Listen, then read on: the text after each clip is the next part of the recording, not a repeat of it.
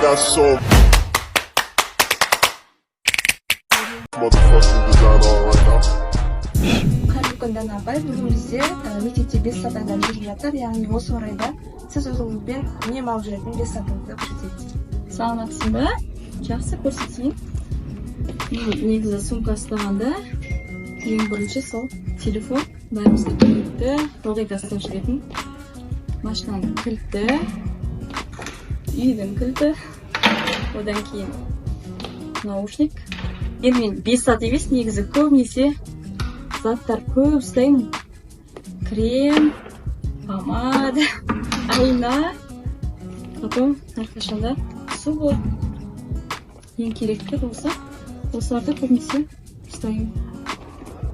Енді тағы да шашқа тағатын заколка болуы мүмкін, көбінесе осылар менде болады сумкада.